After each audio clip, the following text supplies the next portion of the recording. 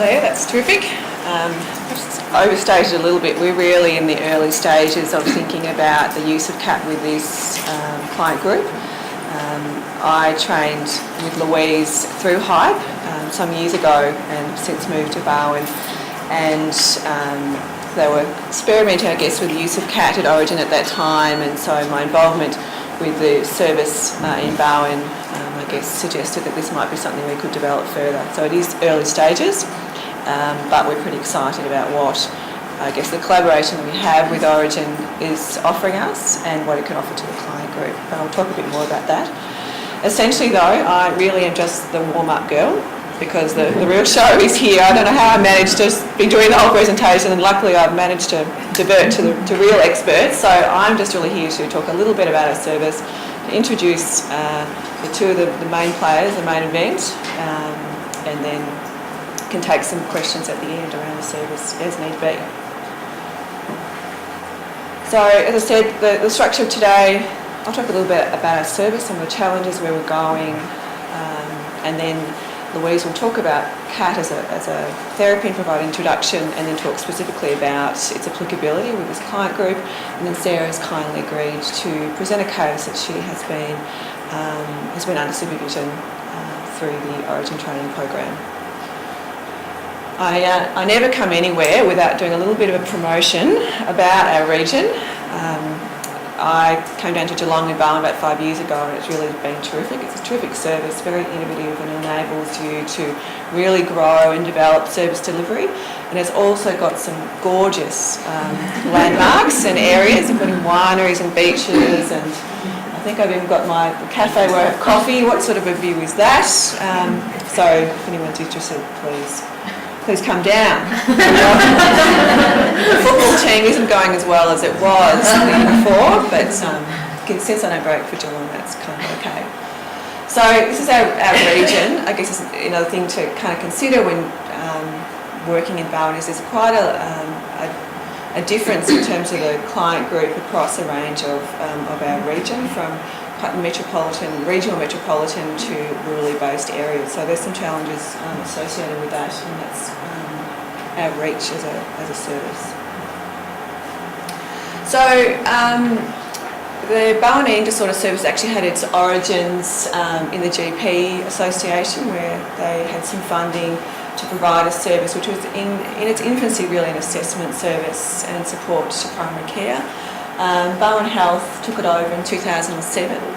It was, it's fair to say, very underfunded and really struggling to be able to perform a service in an isolated way, as these things tend to do. So we did quite a bit of work around that time in integrating it with what was then an emerging youth service, which I guess made sense in terms of the onset of disorder and some of the synergies within the board team. And so that happened in 2007. Our current resources at the moment, we have a session with a consultant psychiatrist. Peter, he's not here. I think he might come in later. We have 1.4 EFT in psychology. We've just increased that, and again, embedding our service within our broader specialist mental health team allows us to have some flexibility around cross-funding. We have 0.8 of dietetics. We have a psych registrar day a week. And we also have a partnership with our local PRSS, which allows us some in-reach psychosocial report input, which is terrific as well. And we're very fortunate, I think, in Barwon in terms of our partnerships with NGOs and what that enables us to do across kind of an improved service system.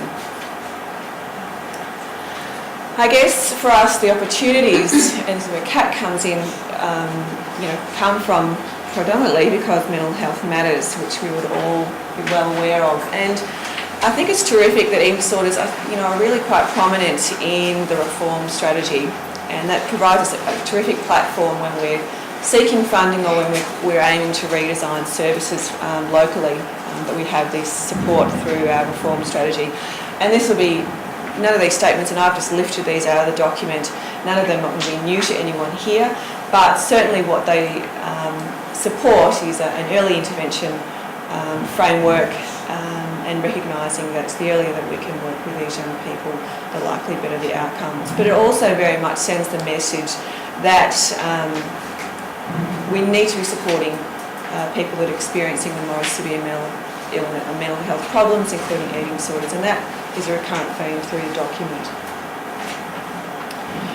The other opportunities that have emerged more recently, the SEED group, and people here have been working on a discussion paper really thinking about best practice and service delivery, so there's a lot of thinking about this, and obviously just in the last couple of months the Victorian framework for the assessment and treatment of eating disorders and the establishment of an expert advisory group, again which came out of the reform strategy, which is getting the experts together across both of those important policy documents in terms of what would be best practice and best care for people experiencing eating disorders. And these are the main themes, and again, no surprise, but they really have been at the back of our mind in terms of how we think about our local service in Barwon. I guess the other opportunities from a statewide perspective are clearly this redesign of 0 to 25, and we've been pretty well placed at Barwon given that we had Jigsaw services and our CAM service, so we've started to think about, I guess, developmentally appropriate service delivery and reorienting our service around that kind of framework. We have some funding coming our way in January 2011, which is with the Youth Mental Health Initiative, which is Peninsula Health are also received. So again, all of this is back of our mind and thinking about how we're going to move ahead. What we hope to do is actually really broaden our eating disorder service within that framework and to utilise some funding in order for us to really very much take a 0 to 25 perspective where we can, which I think is pretty exciting. In terms of what the challenges might be in thinking about this, and these are not unique to us, I'm sure these are challenges that probably everyone in the room are really thinking about. In the 0 to 25 service kind of environment, we need to think about, are there effective treatments that are different for children versus teens and versus young adults, and how do you incorporate best practice and effective treatment within a broader service that's targeting that group. Effective treatment models when family involvement is not indicated, if that ever is the case, or when it cannot be facilitated. Again, this is where the CAMS and the youth models are considering these sorts of questions. And also effective treatments within what is usually a limited treatment service, and being able to make sure that your staff are supported and well trained and supervised in the treatments that you're utilising within your service. Luckily, again going back to the reform strategy, again lifted out of this, is that the reform strategy talks about that best practice treatment and innovative treatment models will be more effectively researched and promoted. And I think that's really important, and we take that very seriously in opening the opportunity to actually look at other ways of doing things and feeling that we have the support from SEED and from the broader network. Which obviously leads me in a beautiful segue into Louise, is the thinking about the use of CAT within this treatment group and really making it part of how we deliver services to young people with eating disorders. So, Louise, thank you again for being involved, and enjoy the presentation. So I'm just going to, I guess, give you a bit of an introduction to cognitive analytic therapy. I run a training program over at the Origin Research Centre, and at the moment that's actually the only training program there is in Australia for cognitive analytic therapy. It's used quite extensively in the UK, and it's kind of been picked up in various places throughout more Europe than the US. US are pretty wedded to some other sorts of models at the moment, and I guess cognitive analytic therapy is one of those models that runs along in a parallel way to CBT. It's a short-term therapy, and I'll talk more about that in a second. So I guess you may not have heard of it before, you may have heard of it before. In Australia we tend to talk about it in relation to personality disorder, but actually in the UK it's been used quite extensively for other sorts of presenting problems, and it's only more recently been used with personality disorder. But in Australia, because the Hype Clinic picked it up and have been the ones promoting it or using it most extensively, that's where it's found its niche in Australia, but it's certainly not limited to that at all. So I'm going to tell you a little bit about CAT. The key features are that it's a very collaborative model. The whole essence of CAT is working with the client, doing it with together, and developing all of the tools and all of your formulation together with the client. And because of that, it works particularly nicely with difficult problems. You're working with people, you're not telling them what to do, and they're not working therefore against you. So it's very respectful because of that. It was developed for the use of public mental health services, hence why it's a reasonably brief model. The reality is we can't offer long-term therapy very often in public mental health. So you need to have something that's going to be intensive and brief. It's not going to fix everything, but it might then teach people their tools to be able to go on working with things themselves. And that doesn't prevent people from coming back to therapy later or even going on to longer term therapy with using a different model. That's fine. It's very compatible with other things. It is really particularly good as an early intervention. What about if we give people a short, brief burst of therapy and see what they can do with it? And that's particularly controversial for things like eating disorders and personality disorders, because we think it's going to take a very long time for people to get better. So this is a different kind of model to be presenting for those sorts of complex problems. Often people feel a bit uncomfortable about it. And certainly we have, as a personality disorder service, struggled with that and thought a lot about it. And we quite like offering a short-term model to see what people can use. And it's quite surprising often the people that do well. So it's time limited. The usual way that people work is to offer 16 sessions for the kind of ordinary sorts of presenting problems like depression and anxiety. Most common problems, I don't really mean ordinary. The more complex problems you might offer 24 sessions. So that's the most frequently used kind of package of sessions. People sometimes use long-term, the CAT model in a long-term way, but that's less common. And it has clear descriptions of its theoretical basis. It's not just an amalgamation of a whole lot of cognitive or analytic techniques stuck together. It's actually a theoretical model in itself. So I'm going to try and tell you a little bit about that.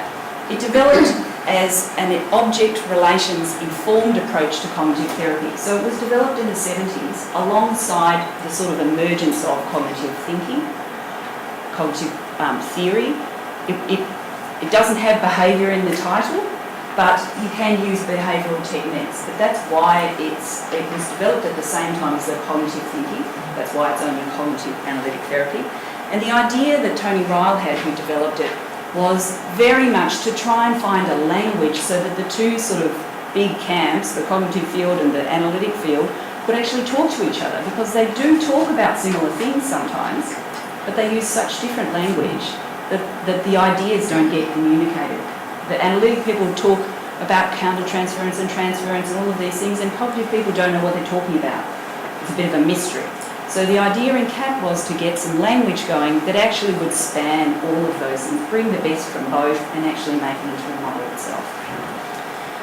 It's been fairly heavily informed by Vygotskian activity theory. I'm not going to kind of go into that in a lot of detail, other than to say the major contribution from Vygotsky was that he looked at what was really happening there between people, between mothers and babies. He did, years and years and years of just observing what goes on in communication, what goes on in social relationships.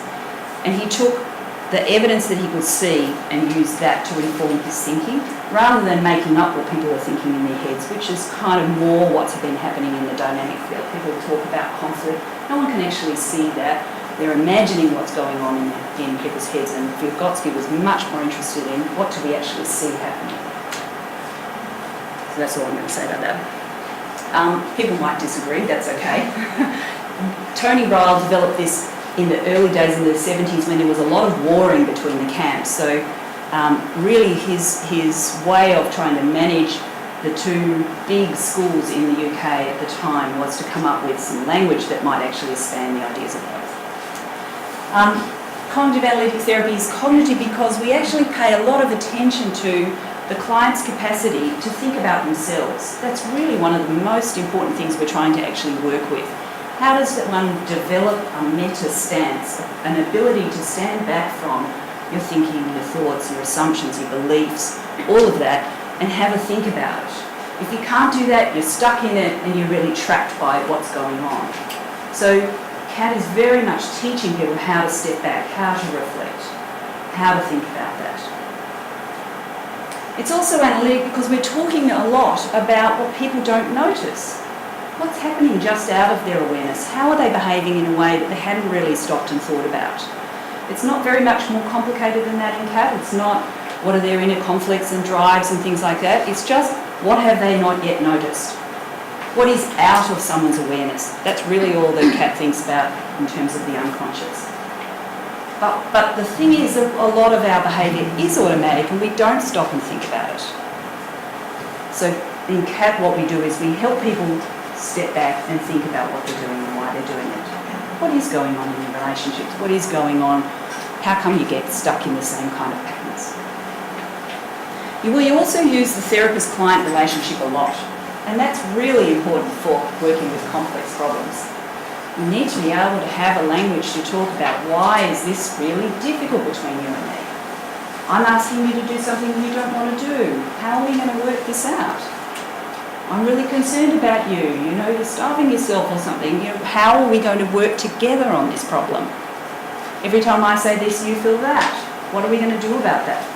And so you're actually working on you and me in the room together. And you have a language to do that.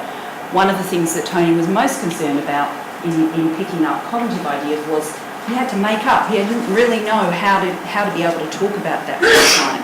It's kind of one of those things that you develop through experience, but the model doesn't teach you how to do that. In CAT, we actually teach people how to talk about it, the relationship with the client.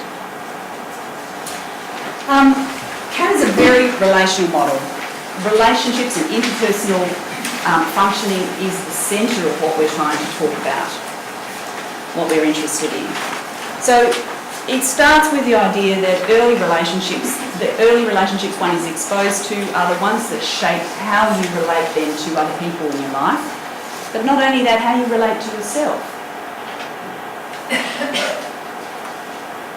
And they have an impact on the way that we then go and behave in our life. So if we have relationships that we feel comfortable in, we can often go back and revise the behaviours that don't work. If we've not learned in our early relationships how to stop and think about that, whether it's okay to question, is it okay to review what we're doing, it's much harder then to do that in later life.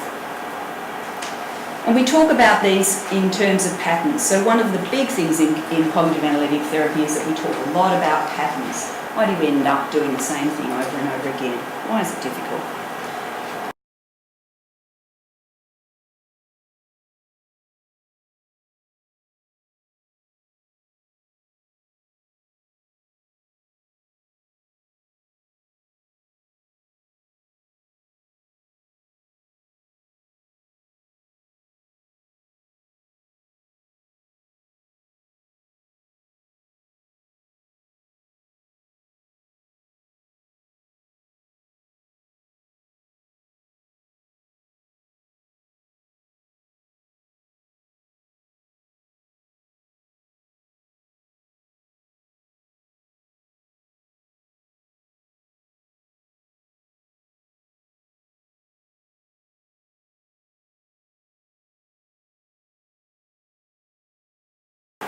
The idea is that children are hardwired, born ready for social interaction, and communication is happening right from the moment they're born. Okay, that child was less than 3 months, and there was clearly communication going on, wasn't there? There was turn taking. There was all sorts of information being passed on between mother and child, even before there's language. So children are exposed to a whole range of, hopefully, caring relationships through their early years. Normally, the process would be expected that you would internalise not only the experience of being cared for by your parent, but you would also be internalising the experience of caring for others. In CAT, it's a dyadic model that's internalised. It's a caring and cared for relationship that's internalised. And I think that's a little bit different perhaps from the older, certainly, thinking in object relations, where it's more the child position is internalised separately from the parent sort of experience. And what Vygotsky contributed to the model was that internalisation process is first enacted with others. So what we see in young children is that they start behaving like a carer towards animals, towards their dolls, towards other things. They feed their mother, you feed them, they feed you back. And so they're enacting both sides of the relationship right from the word go. So it's a dyadic relationship that's internalised. These are called reciprocal roles. That's the jargon in CAT. They're called reciprocal roles, and the reason they're called that is that we want to capture the dyadic nature. It's a caring to cared for relationship that's internalised. So the early kinds of experiences that a child has are then enacted over and over again. We learn as we grow older how to care for ourselves in our thinking. We can say, oh, I've had a really rough day, I need to do something nice for myself. You know, I think I'll go home and have a nice hot bath, I think I'll go to bed early, I think I'll settle down on the couch and watch that really slushy movie with a bottle of wine. Or, you know, we do all sorts of things that enact a caring relationship towards ourselves. Hopefully we don't drink too much wine, they might not be caring. But that's an example of how we've internalised the caring as well as the cared for experience. So as we repeat them over and over, we look for people that actually will enact that with us. And they become more and more familiar and automatic. We're not always very good at stepping back and realising that that's what we're enacting. But that is what we're enacting. So we interact with others as if they will respond in the familiar and expected way. We look for people who will enact the other part of that. We look for a partner who's going to be caring for us. And how often do people say, well, you know, gee, I picked someone who's kind of similar to either my mum or my dad. That's why we do that, because we're enacting a familiar kind of pattern that we've experienced over years. We also interact with others in order to elicit particular kinds of behaviour. When that pattern is familiar for us, we know how to behave to elicit particular behaviours back. And all of us are in reciprocal roles all the time in the CAT model. We're all enacting particular reciprocal roles. Right now we're enacting one where I'm teaching you and you're learning, or listening, or sitting there sceptical, I'm not quite sure. All of those are fine. But we're enacting all the time. And as good enough or normally raised people, we can move in and out of different sorts of reciprocal roles quite seamlessly without much problem. In less optimal situations, a child might be exposed to a much more limited range of particular relationships with carers, and they might be much harsher and more damaging. In that case, the child is more likely then to develop a limited range of relationship styles themselves, so the way they relate to themselves is going to be much harsher and more limited. They're also going to behave that way with other people, because that's what's been modelled, that's what's been internalised. They're also more likely to develop self-defeating patterns in terms of their thinking and behaviour. We call those patterns procedures in CAT. It's another piece of jargon. And really what it's referring to is the organisation of thinking, action, and reflection or revision on that action. So it's about a pattern of behaviour that follows from an uncomfortable experience, or any experience actually in a relationship.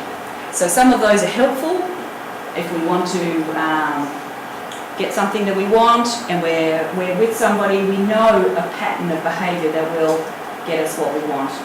In a normal situation or in a good situation, you ask nicely and someone says, well, actually it's not convenient for me to do that, what about we negotiate? And I say, well, could you do this instead, or this, could you do it on Friday instead of Tuesday? And they say, okay, yes, I can do that. So you end up people getting what they want. So that's a helpful procedure. In other situations, if somebody hasn't learned how to do it, enact that procedure usefully, it might be that they come in and demand something, I really need something now, You say, I can't really do it now. They get very angry and they throw the chair around in the office, and you say, well, that's it, I can't see you anymore. That's an unhelpful procedure, yeah? So people develop the procedures that they enact as a result of their early experiences and perhaps not knowing how to manage them better and not knowing how to revise those better. Okay? You following me so far? All right. The procedures that people learn are established often early in life. Now, CAT is not a model that says once you turn 2, that's it, it's over for your experience, nothing can contribute to you after that. I'm kind of exaggerating a bit. CAT is a model in which people, we would expect that people's experiences do shape what happens to them and what they learn in life. But the earlier experiences are probably going to have more impact simply because they've been going on for longer. They might have started so early that there was no language to process them. So the early experiences are probably going to be more important, but not necessarily so. We all know that some clients have been very badly traumatised later in life, and that has then dramatically altered their development or their functioning. So it can happen later in life that the whole pattern is disturbed, but it's less likely so. The patterns are often very general. They exist across a whole range of situations. So if I know how to get on with people in my social life, I can usually manage better in my workplace.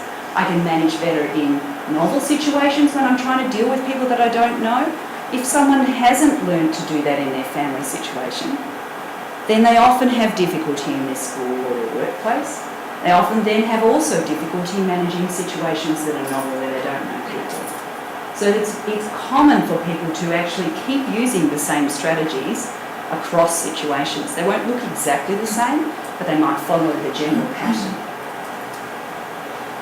They also resist revision. Once we've learned how to do something and practiced it, it becomes a bit automatic. It's hard for us to stop and think, boy, when I do this, it really doesn't work. How am I going to do something different? Now, the people who are kind of have had good experiences and have been encouraged to question and encouraged to think about what they do and encouraged to actually try a different solution will do that. So we often have people come to therapy and they can actually revise the problems when they really sit down and think about it and work on it. But we also see many clients who really struggle with that. Even in the face of this strategy does not work, I cannot change it. I'm sure everybody in the room has had somebody sit there saying, I know this doesn't work and I just don't know how to do something different. So what we find is the procedures, and particularly the unhelpful ones, are very hard to revise. That's why people come to therapy. Tony Ryle, when he was doing this early work, divided the sorts of common patterns that people present with into 3 different kinds. Traps are vicious circles, the ones that just go round and round and round and round, and I'll give you an example of one of those in a minute. Dilemmas are polarised extreme choices, which is the black and white thinking in CBT. Either I have friends and I fight with them all the time, or I don't have any friends and I feel really lonely, and that's all there is. And you're sitting there going, that's not all there is. Surely there must be something else. But from their perspective, there's only those 2 options. Either I fight with people all the time, or I'm lonely and I have no friends. Snags are the self-sabotaging kinds of problems, and they're always the ones that are really going to be difficult to work with in therapy. They're the reason why things just can't get better. So it might be that the person feels that ultimately they don't deserve to have a better life. If you ultimately believe that, if that is your core schema or your really primary belief about yourself, I'm worthless, I don't deserve to have a good life, therapy is going to be hard work. So it's important to know what those snags might be if you're working with somebody. So I have to bend down because it's so small. When I feel hopeless and worthless, I expect to do poorly at things. So that's your initial belief. When I feel worthless, when I feel depressed, I also feel worthless and hopeless, and I don't believe I can do anything. So this shapes how I perform. I don't really bother trying very hard. If I'm already thinking I'm useless at everything, I'm not going to put in the effort to really try hard. That means that then when I do try and I review my performance as not very good, probably even more poor than it actually was. It may well be poorer than I could do, but also I'm going to judge it negatively, and that's then going to confirm that I'm hopeless and worthless. So as you can see, it's just a vicious circle, it just goes round and round and round. Does that make sense? Sorry about that. Oh, good, now it won't change at all. Okay. So there are 3 phases in the CAT therapy. The first phase is the reformulation phase. Now, I've put sessions 1 to 4, that is a little bit approximate. It's approximately the first 4. What you're doing is rewriting the story together. So a person always presents with some thinking about why they've gotten to their situation, why things are the way they are. And it might be because they did it to me, or because, I was abused when I was a child, or, my parents think this about me, or whatever. So the early sessions, you spend some time getting to know the person and really understanding what their experience is. Why do you think the way you do? I know the facts about you, but what has it felt like growing up in your situation, in your family, with your parents, with your family, siblings, whoever was around? What was it really like? So you're getting into a qualitative assessment, really. You're asking about what their experience was, and you're developing a new understanding of it. That's why it's a reformulation. You're actually developing a new way of seeing things. And you're starting to help people link why they've made the decisions they've made to events that happened, if they can remember them, or experiences. You're trying to help them understand the links between what happened in the past and what's happening now, what they've brought from the past into now. We actually then write them a letter that summarises that. And you'll hear Sarah read out a letter that she's written to her client. We also start drawing a diagram of the way that those patterns seem to have emerged. Now, this is not a static kind of thing. Once you've drawn the diagram, that's it. This is an ongoing process. It's a tool that you use to reconfirm that we're on the same page, that this is a joint understanding of your story. So it actually doesn't matter what the diagram looks like. There are some conventions about the way we usually draw them, but actually it doesn't really matter. It's a tool that we use together to describe what's happening and what's difficult, what we're working on together. The recognition phase is kind of the middle section, and really what you're doing then is deepening the understanding of the shared reformulation. You're developing and increasing the client's ability to step back out of the problems and to think about what they might do differently. Now, sometimes that will be really focused work. You might have to teach people skills if they can't think of how to do things differently themselves. At other times, CAT is very much just the framework, and people are able to generate the skills they need. Once they see that they just keep going around in those vicious circles, they can go, oh my God, why am I doing that? I know I can do something different. So some of it is about just helping them step back. Some clients are able to step back quite easily. Some take a long time to be able to step back. It depends. So that phase can be very different from client to client. But the job of it really is to develop the understanding and to keep encouraging the client to step back, think about it, think about what they're doing, what doesn't work, and develop some new things. And the ending sessions are really about summarising what you've done together, what still needs to be worked on, because there's always things that are still to be done. The goodbye letter that you exchange, the therapist will read out a goodbye letter to the client, and you usually ask the client to write one to you. Sometimes they do, sometimes they don't. Young borderline clients don't often write letters back. Maybe eating disorder clients probably do.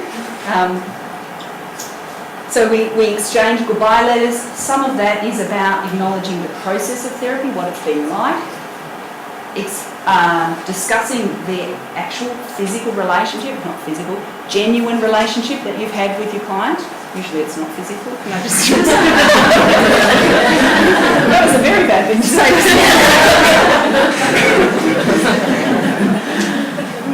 So usually it's not a physical relationship. Usually it is a real genuine relationship that you have in the room with a client. And one of the nice things about CAT is that as a therapist, you do get to talk about your relationship with the client. Instead of pretending that you don't have one, clients think they have a relationship with you.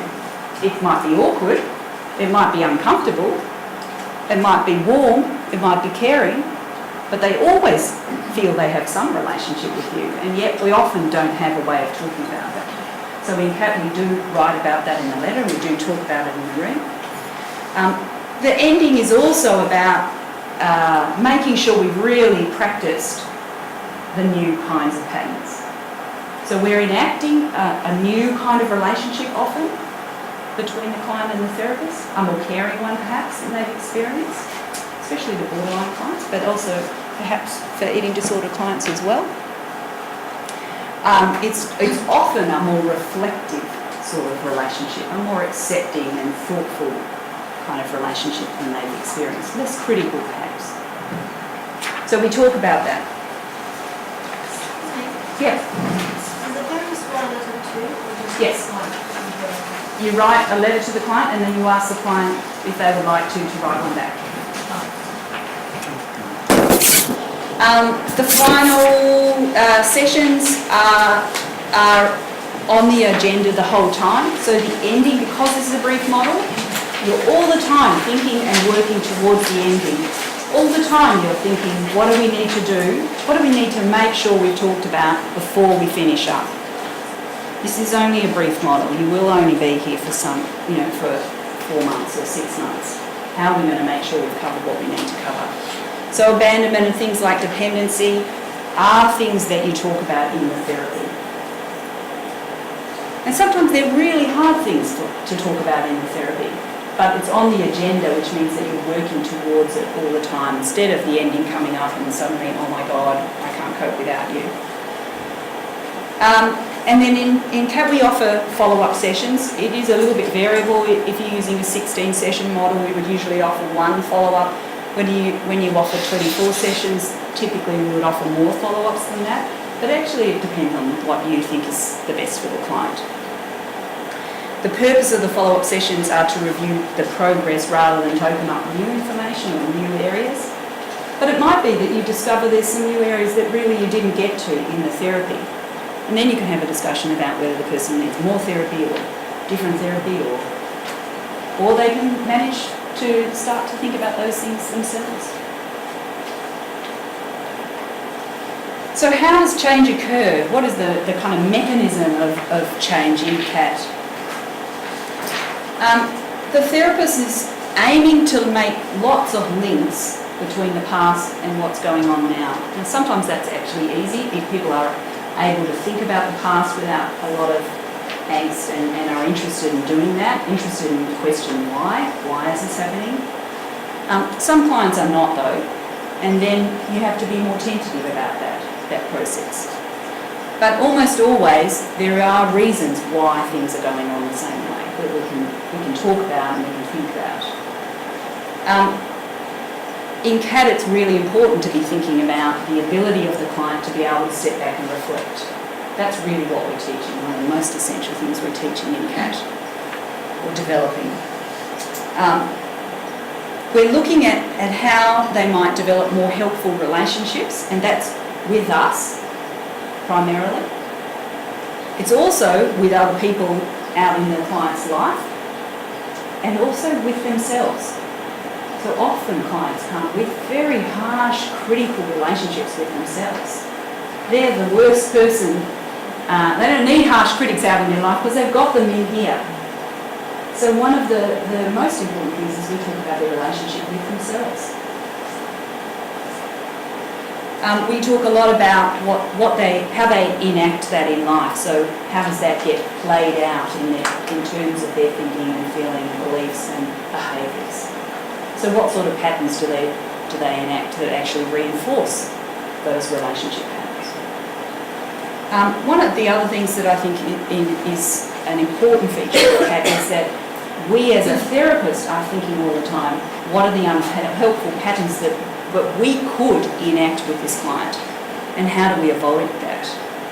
So if a client is very harsh and critical about themselves, I'm ugly, I'm fat, I'm a useless piece of crap, we need to be really careful about in any way enacting that sort of critical pattern.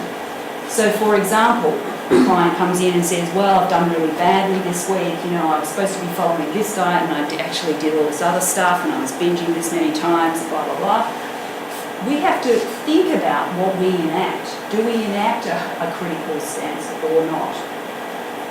And obviously most of us here don't want to do that and try pretty hard not to do that. The point is though, with automatic patterns going on, we have to always be aware where we are as well as where the client is. Another example would be a controlling kind of relationship. How hard is it to stay out of controlling relationships with eating disorder clients? How often do we feel pulled in to tell them what to do or control what they do? Force feeding is a very good example. The whole inpatient unit setting is a controlling setting. And if that's one of the problematic patterns, how do we work with that in the therapy? How do we actually help that be something we can talk about with a client? What else helps facilitate change? Well, we have a whole set of kind of collaboratively developed tools that we use. Some of those, patients love and some they hate, and it will depend on it completely on the individual. You use them or you don't use them. They're only tools. So the kinds of things that we often use in CAT is a diagram to describe the patterns. One of the things that's good for is actually helping you take the heat out of a relationship sort of issue. If you want talking about something that's very powerful, to be able to then move to a diagram, which is a picture with no people in it, that helps you take the heat out of it, the intensity out of a difficult situation. So the tools are tools for a whole lot of reasons.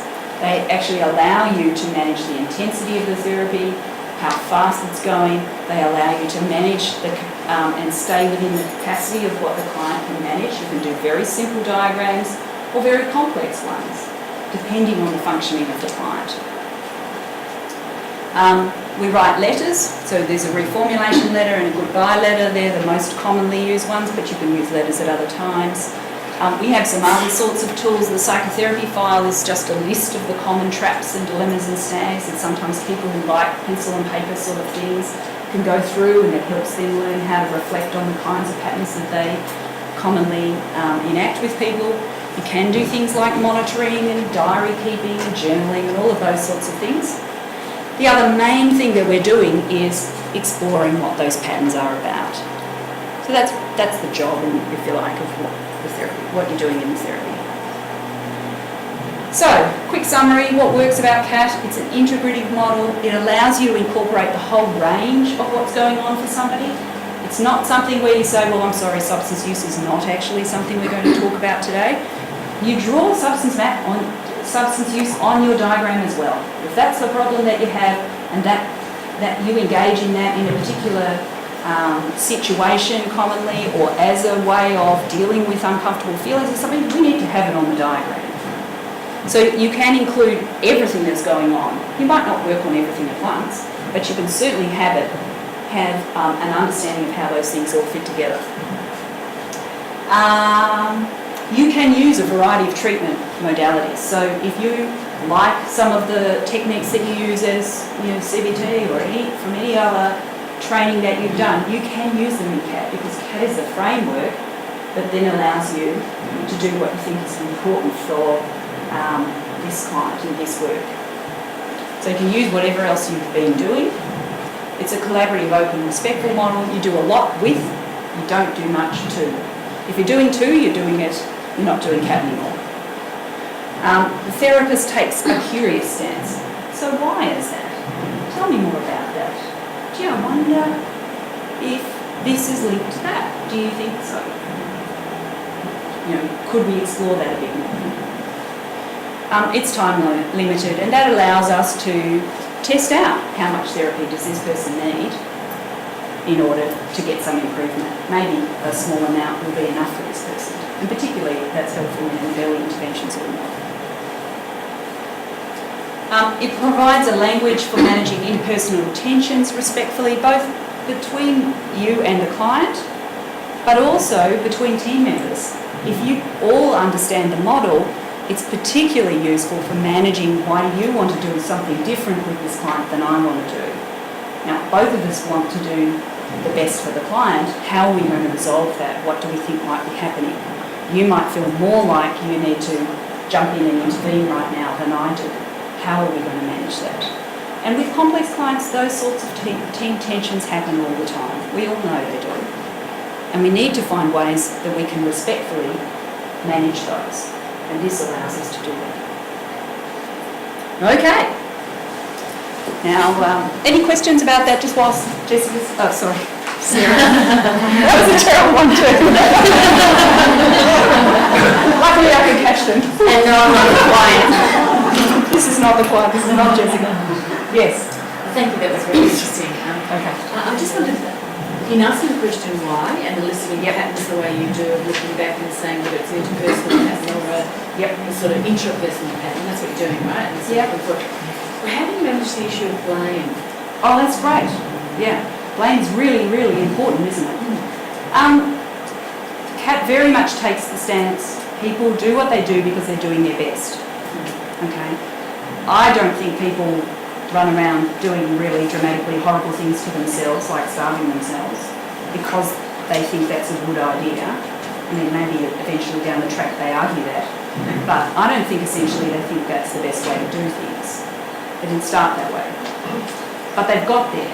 And so I think people do things for a whole lot of reasons, and we have to understand what those reasons are. So we would talk about that very openly. It's going to be really unhelpful if you sit here thinking I'm blaming you, or if we both just blame someone else. How can we understand what's going on? Yeah. So we would talk about that as a particular reciprocal role that gets going. Someone's been blaming and someone feels blamed. So if the client comes in and says, everyone says it's my fault, I feel really awful, I feel guilty all the time because I'm hurting my family, I'm hurting myself, but I can't stop, we'd be talking about, okay, well it's going to be really unhelpful to look at it while we're stuck in blaming and blamed. It would be more unhelpful if you felt I was blaming you too. How can you and I step out of that pattern to look at what's going on? What about if we were to step into a pattern that's about accepting what's going on from a non-judgmental stance? What about that? Does that help? Yeah. I think it's a really good question. Any others? Nope. Good.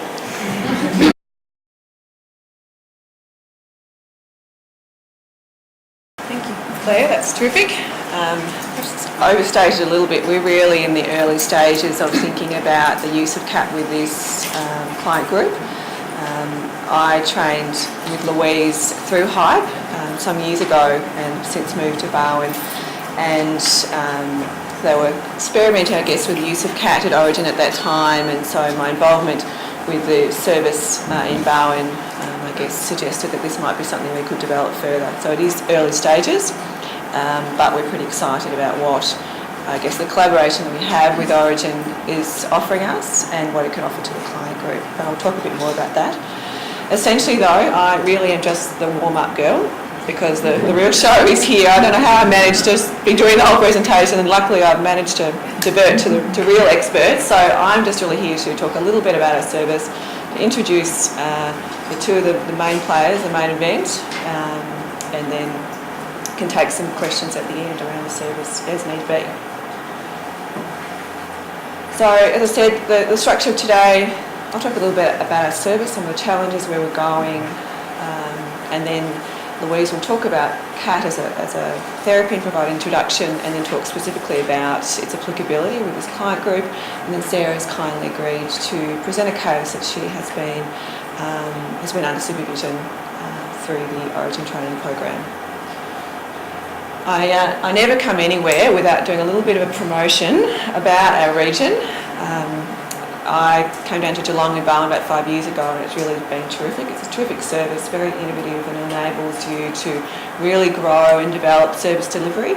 And it's also got some gorgeous landmarks and areas, including wineries and beaches, and I think I've even got my cafe where I have coffee. What sort of a view is that? So if anyone's interested, please come down. The football team isn't going as well as it was before, but since I don't break for Geelong, that's kind of okay. So this is our region. I guess it's another thing to kind of consider when working in Barwon is there's quite a difference in terms of the client group across a range of our region, from quite regional metropolitan to rurally based areas. So there's some challenges associated with that, and that's our reach as a service input, which is terrific as well. And we're very fortunate, I think, in Barwon in terms of our partnerships with NGOs and what that enables us to do across kind of an improved service system.